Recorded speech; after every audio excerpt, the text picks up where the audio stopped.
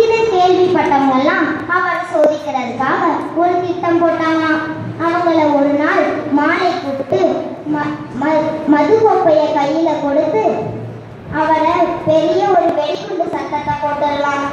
ஆனா அவர் அந்த மது கோப்பையை கீழே போட்டார்னா அவர் மன உறுதி வீரம் எதுவுமே இல்லைன்னு உறுதி செய்யலாம். ஆனா அவர் அதையே கீழே போடாம தன் கையிலே வைத்திருந்தார்னா அவர் தான் நம் தளபதியா நியமிக்கலாம்னு திட்டம் போட்டிருந்தாங்களாம்.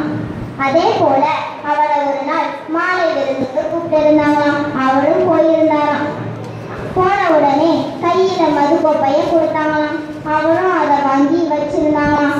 சியர் சொல்லும்போது ஒரு பெரிய வெடிகுண்டு சத்தத்தை போட்டாங்களாம். அப்ப போடும்போது நம்ம நெப்போலியனை தவிர திட்டம் போட்டவங்க கையில இருந்த மது கோப்பையெல்லாம் கீழே விழுந்துடுச்சான். நம்ம நெப்போலியன் கையில மட்டும் மது கோப்பை இருந்துதான்.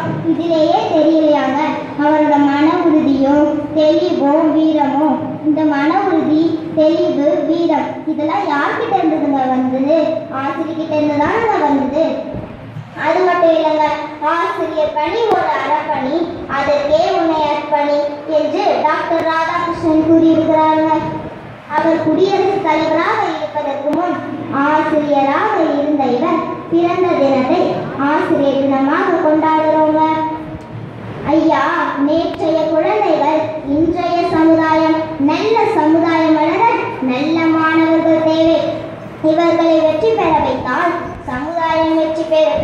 இத்தகைய பணியை செய்ய ஆசிரியர் பங்கு அளவிட முடியாதுங்க. அன்னை தெரேசாவை பத்தி தெரியாதவங்க